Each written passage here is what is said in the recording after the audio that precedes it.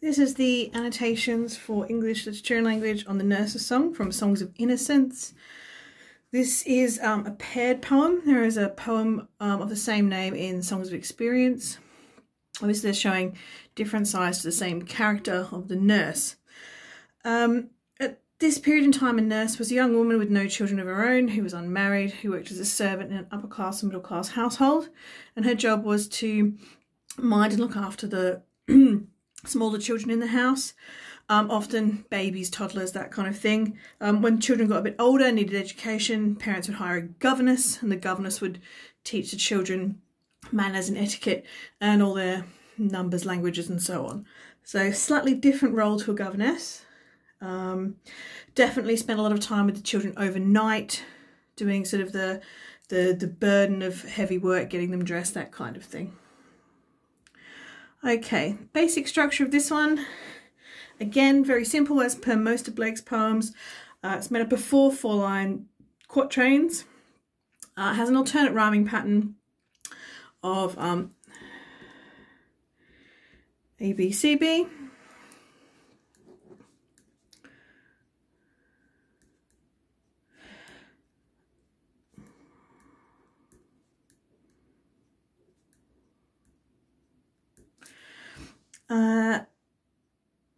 There are the rhymes usually help to highlight key features or keywords. Bed and echoed, for example. Sleep and sheep, rise and skies, hill and still. So you can see they all rhyme fairly straightforwardly. There's no real discordant rhyming systems going on. So I'll do a read and a quick summary. So the first stanza is the interior monologue of the nurse. It's her voice. She's happy and she's enjoying the sound of the natural sound of the children playing and enjoying their freedom. When the voices of the children are heard on the green and laughing is heard on the hill, my breast is at rest within, my heart is at rest within my breast, and everything else is still. Then in stanza 2 we have direct speech of the nurse out loud to the children, telling them it's time to go home. Then come home, my children, the sun is gone down, the dews of the night arise. Come, come, leave off play and let us away, till the morning appears in the skies. The third stanza is the children's voice, refusing to come in and begging to play, continue to play, even in the dark, because even in the dark, being children, they can still see the positives of life. They're not frightened of the dark like a grown-up would be. No, let us play, for yet it is day, and we cannot go to sleep. Besides, in the skies, the little birds fly, and the hills are all covered with sheep. And the nurse, in this final stanza, gives the permission to stay and play. And then describes what the play of the children is like. Well, go and play till the light fades away, and then go home to bed. The little ones leaped and shouted and laughed, and the hills all echoed. So the voice here is the nurse. We hear her direct speech, we hear the children's direct speech, and we also hear the nurse's internal monologue, so her thoughts and feelings. She's cast as sort of the hero of the children's playtime and their natural development. They're encouraged to pursue their own freedoms and wants and not follow any kind of strict rules or duties. And you can see that in the exchange between the nurse and the children. Okay, I'm just going to go through and annotate each stanza now. With stanza 1, we start with when. This is a great preposition. And what it does is it gives us a moment in time that this poem is based around. So this exact moment is a single point in time recollection of the nurse, and it gives us a frame around which the poem is built. And it's this moment in time that sparks the events both in this poem and the poem in Songs of Experience. So when the voices of children are heard on the green, so here we have the voices of children is some oral imagery. Oral meaning sound imagery. In this case, it's conveying happiness, the happiness of the children. That's reinforced by the symbolic representation of the green, which, as we know from previous Blake poems, is a symbol of love, freedom and nature. Okay, and laughing is heard on the hill. So as a result of the voices on the green of the children, laughing is heard. So the idea that here we go, the coordinated conjunction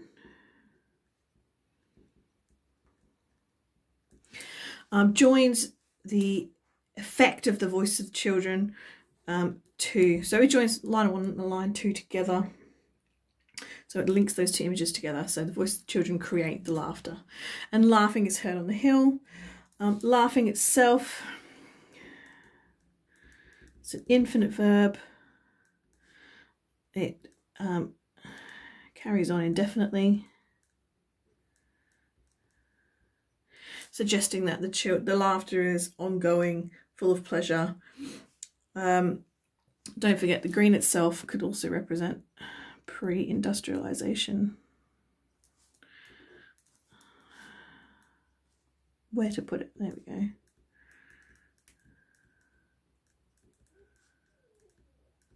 There we go. Okay, and obviously the hill would represent that as well. Okay, on the hill also gives the children a position of power.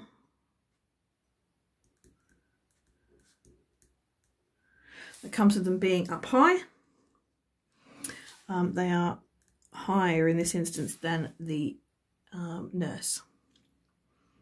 Okay, so we've got my, which is a first person possessive pronoun. And it shows that it's her heart is at rest within my breast. It's a metaphor, this one, for being relaxed.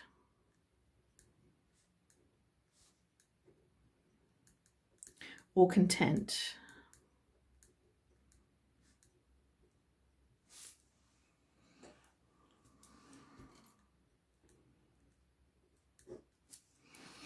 Okay, so a metaphor for feeling relaxed or content.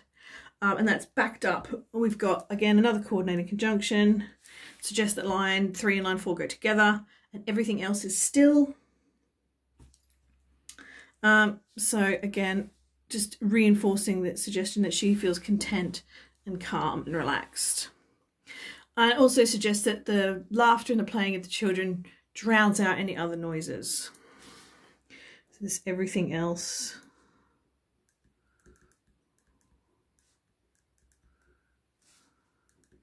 All other noises and problems are drowned out by the children's play.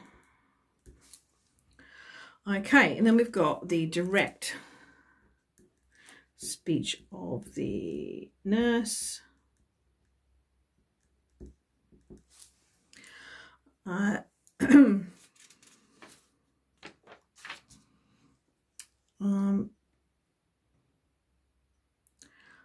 Then come home, my children. Again, the use of the first person possessive here is good because it shows that her duty is to care for the children. They are her responsibility, which shows that she loves them. The sun is gone down. The end of the day is represented here. The sun going down can be a metaphor for the end of childhood, as well as the life cycle. So it could suggest that you get to play as a child until childhood's finished. Also, it could suggest that the day is over and childhood is over. We've got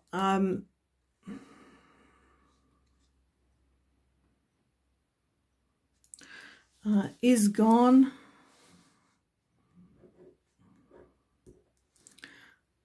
Is an infinite verb. in the present tense, so it suggests that this idea, cycle being ongoing, something that happens to all children over and over again. The dews of the night, we've got some natural imagery.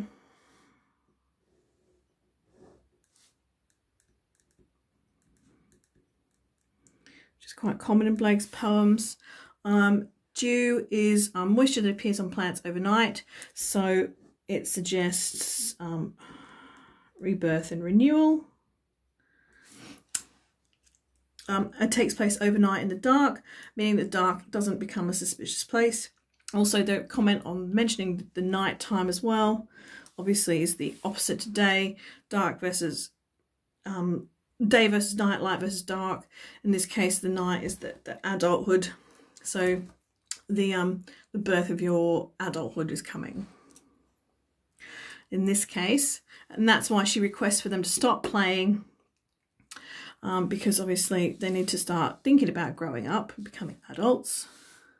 So if the night here is representing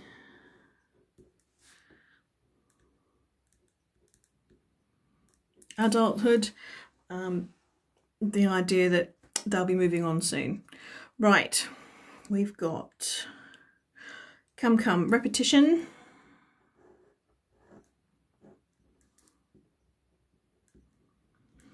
Which is repeated at the start of most of these speech patterns, especially the ones that sound a touch imperative. So come, leave off, play. No, let us play. Well, go and play. So these all are structured in short, sharp sentences that make them sound like they have a mild imperative tone. You may be asking how children could have an imperative tone with the nurse. Don't forget, they are upper class, middle class children, and she is a servant in the household, so they would have the ability to order her around as such, although she is responsible for them. So, okay, come, repetition here. That helps enforce this imperative tone, but also makes it sound more like a suggestion. If you said, come, leave off, play, it sounds more imperative. If you say, come, it's more like calm down, so it's got a slightly less aggressive imperative tone to it. Let us away, she's planning to go with them, which suggests they'll leave together. Till the morning appears, and again, this idea that they can come back and start all over again reinforces this idea of the cycle of life, the cycle of days, cycle of childhood. All children get to have this period of play from in the daytime, from morning until dark. All right, the third stanza. No. Again, we've got a repetition here which echoes the imperative tone, mild, again, more familiar imperative instead of an aggressive imperative, using the repetition there to create that. Let us play, for it is yet day. And again, the idea that the children could challenge her with an imperative shows class difference between the servant or the nurse and the upper class children. For it is yet day. This idea that she sees it as night falling, but the children see it still as daylight, shows the children's worldview is different to the nurse's. She is already an adult. They are untainted by that. And of course, because they still see it as daytime, they see things like the birds in the sky, and the hills are all covered with sheep. So we've got, they can still see this sort of natural beauty all around them. So these two are imagery. Okay, and it's the yet that shows that this is an excuse. This is a subordinating conjunction. Okay. And the idea that they can see beauty in the natural world at this point in the day that the nurse cannot, that could be because she knows that their childhood is going to come to an end, but they don't. And again, it's that sense of innocence about where things are going with life versus the nurse's experience, even though she is a kind and thoughtful nurse. And we can see that in the final stanza when she becomes the perfect nurse. by telling the children, well, go and play till the light fades away. Now, she already feels like the light is fading away here, because she says the sun has gone down, but for them, it's their light. So here, the light is a metaphor for childhood freedoms. Well, go and play till the light fades away. Okay. And well is a, while come is a verb and no is a, oh, what is it? Interdiction. Well is just a filler.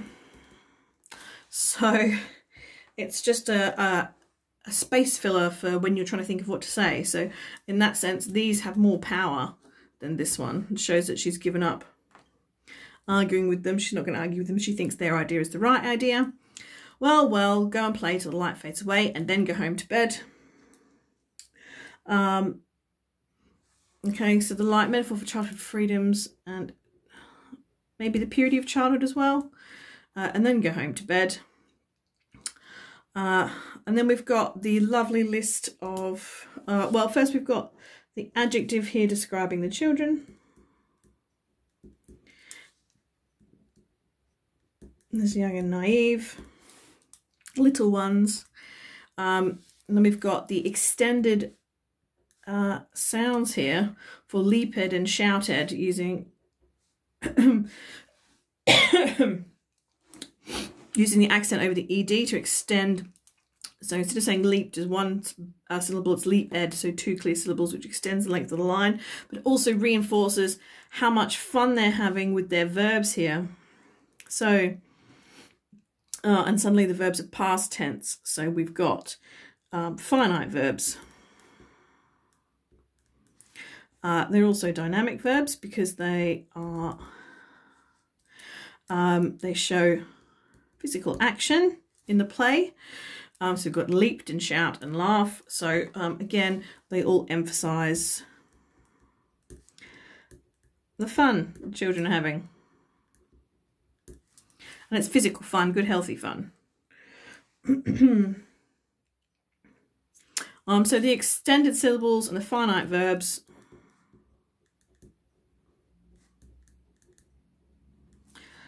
and the finite verbs all draw out the length of the play that the children are able to engage in. So it makes their play longer and better for them. And finally, as a result of this action, we've got our coordinated conjunction again, and all the hills echo. And again, the extended here, the extended syllable, all the hills all echo ed. So if you think about it, echo ed, it sounds like an echo. So it sounds like the thing that it's saying, which makes it a phonological effect, which means a sound effect. And the sense here, then in this line, if an echo is a repeat, and the echo itself has a repeated sound at the end, then we've got a suggestion that this is a cyclic event, the children playing in the hills, and the nature itself is reflecting their enjoyment. Cyclic event in that it happens for all children in childhood. They all get to play. And a cyclic event that also suggests, if you take it as a real echo, of course, echoes fade over time. So it could also suggest that these traditions are slowly fading away. Right, so a lovely representation of children enjoying childhood and not being corrupted by the adult that's in charge.